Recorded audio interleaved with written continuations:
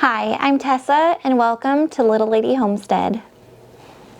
Today I'm really excited because I am starting my first round of starting seeds inside, and I get to use my new seed starting system that I organized a couple weeks ago. So this week I am starting my seeds for the week of February 16th, and I am starting these here, which I put in this photo case. It's a 4x6 photo case, and I organized all the seeds that I'm going to be starting this week, which are in these packets. And then I also have a little card that shows me everything that I'm going to be starting this week and when the transplant date will be, so I can put that on my card or on the little stake that I put in my seed starting tray, how many of each plant and variety I'm going to start. And then if I have successions later on, I know to put these packets in the next case for the correct week. So today I'm going to be starting a few brassicas. I'm going to be starting broccoli, which my family loves broccoli. I'd say broccoli, peas, carrots, those are our favorite. And we had no success growing broccoli last year, mostly because I didn't get them in the ground early enough. I think I started them early enough inside, but then I didn't transplant them on the correct date. So I'm going to be sure to write down on my little stakes when I planted or when I sowed the seeds and when it needs to be transplanted outside so that we get a better harvest this year, hopefully. So I'm starting all of my broccoli, but just a few plants of each, and then I will have 2 more succession plantings in a few weeks. And I'm also planting my cauliflower, and I have 2 different varieties of that. And then my pansies, it says that they should be started indoors 10 to 12 weeks before the last frost date, which is about now, so I'm going to start these today as well. Another thing that I am very, very excited about this year is that I have grow lights for my seed starts this year. Last year I started them here in this window because this is a big southern facing window, and they did okay, but it will be a lot easier and a lot more consistent to have the grow lights. So I am so excited I got this as a surprise Christmas present, and I'm so thankful. So I'm going to, I'll probably only use a little bit over 1 tray, but over the coming weeks this will be full, and I have some other grow light space in other cabinets that I'm going to be using. So I'm going to first, I have to mix some soil together, some seed starting medium, and then fill up the trays with soil, and then I can get planting. I had leftover seed starting mix from last year that I just kept in this storage tote, and so I still have some of the pre-mixed soil in here. But I also knew that I needed more, so I got a big bag of peat moss and a bag of vermiculite.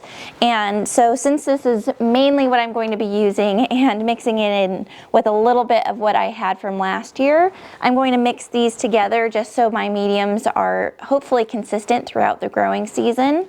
And I've seen a ton of different recipes, but considering I didn't want to get, or I wanted to get as minimal ingredients as I could, I just started with the peat moss and the vermiculite. So I'll do 8 scoops of the peat moss to 2 scoops of the vermiculite.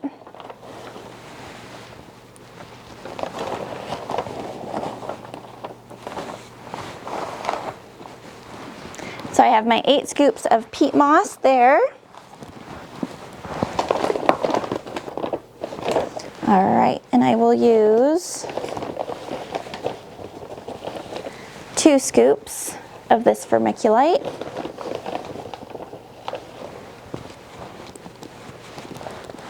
So now I'll just mix this up, make sure that it's nice and incorporated.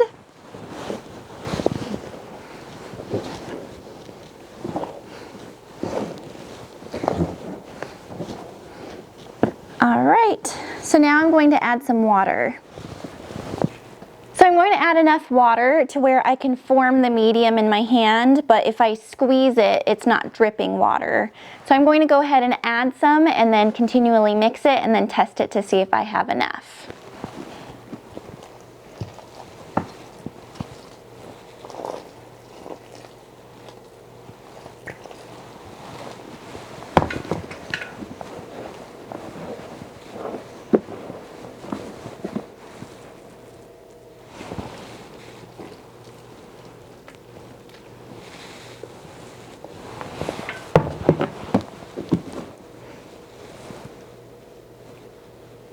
So that looks really good. I think I can form it and it'll stay pretty well, but no water is dripping out. So now I will go ahead and get my trays.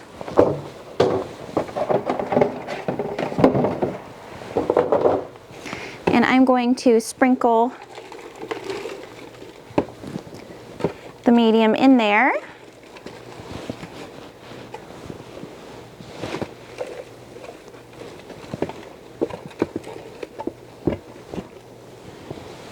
So I'll just lightly tap down on these. I don't want the medium to be too packed because we want the seed to easily break through the soil. But I also want there to be enough soil that it doesn't just collapse and it be mostly air. All right, so that looks good. I am ready to start making my labels because I have learned that before you put a seed in dirt, you need to have a label for that seed first. So I'll get my labels out and start making them for the plants and the varieties that I'm sowing today. So I'm going to go ahead and write down all the information I need on my markers or the little stakes here. And this is where this information card for each one of my boxes really comes in handy. And even as I just sat down to do this, I realized that I'm missing a piece of information that's really helpful on here, which is my expected harvest date. And originally I thought that I wouldn't need that on here because that comes later. It's not a part of starting the seeds, but I like to write my information on the marker now, or the little stake now, so it's good to have it. So I calculated all of the harvest dates for each one of these varieties because they're all a little bit different.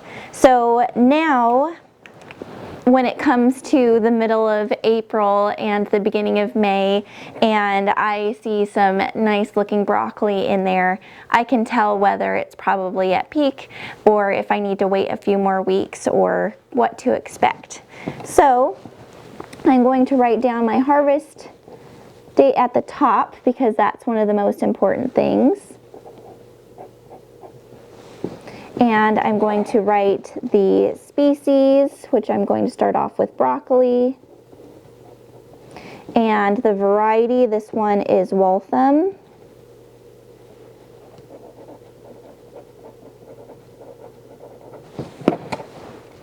And I will write down the date that I am sowing them, which today is the 20th. And I'll write how many I have on here, that way I know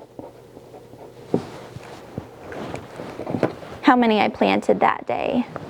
So I'm going to go ahead and put this here so that I know that these four, since I'm doing 4 of these variety, those will all be the Waltham, and then I'll put my next marker here, which is going to be for the Calabrese.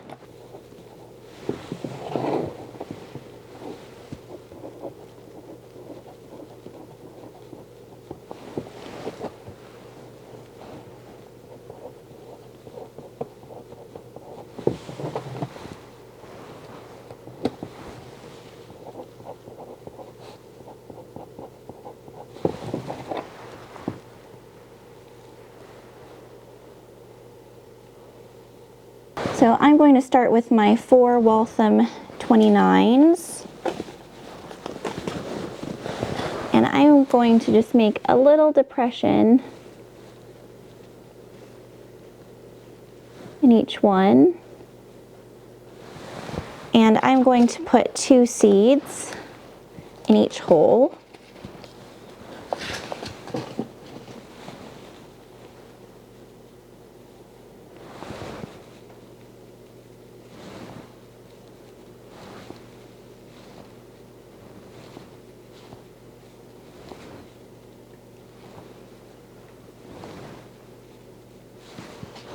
Then I can just lightly cover it up.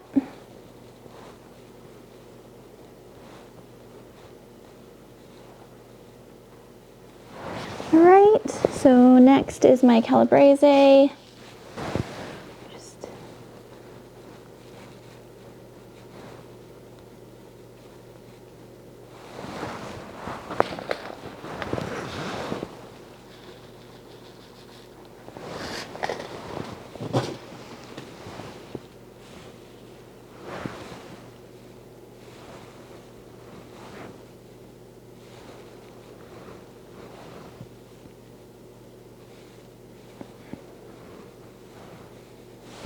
And cover these up. And then I'll just continue that for the rest. After the broccoli, I will get my pansies and my cauliflower done as well. So now I got my seeds into both of these flats and they are all labeled. I just need to add water, but before I get too excited about the seeds, now that I'm done with these seed packets, I want to make sure that they go into the correct case in my organizer. That way they're ready for the next succession. So my card tells me when the next succession is. It's on March 2nd. So I can pull that out and put all my broccoli and all my cauliflower in there. So the only thing not going in there are the pansies. So now I'll put it in the box for March 2nd. That way they are ready to go. And I'll just leave my pansies in here. Maybe if I have more room later, I can go back and add some more pansies. All right, so now all I'm going to do is add some water to the bottom of these trays and then I can get them under the grow lights. All right, so I'm going to slide these in here and then put some water in the bottom of the tray. All right. So I'm not going to use any humidity domes because we're pretty humid here and we're not burning wood in the fireplace or anything like that, so we keep a decent humidity inside.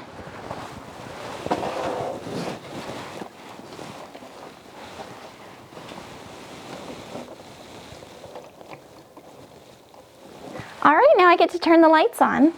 The moment of truth. And there is light. I am quite excited about the process of starting my seeds inside and getting these guys out and having a big harvest of broccoli and cauliflower this year. I'm going to continue this process every week for the next few months, adding more plants under the grow lights and eventually transplanting a lot of them out and then adding more. And then once our frost passes, then I'll be able to direct sow outside. But for now, I'm so excited to be using these lights and getting things started early. I think that this method will work a whole lot better than using the paper cups, just using sunlight from the window. I still did put it up against the window just so it has that added sunlight from that south side, but I do think that I will have better results with this. Well, thank you so much for watching Little Lady Homestead, and I'll see you in my next video.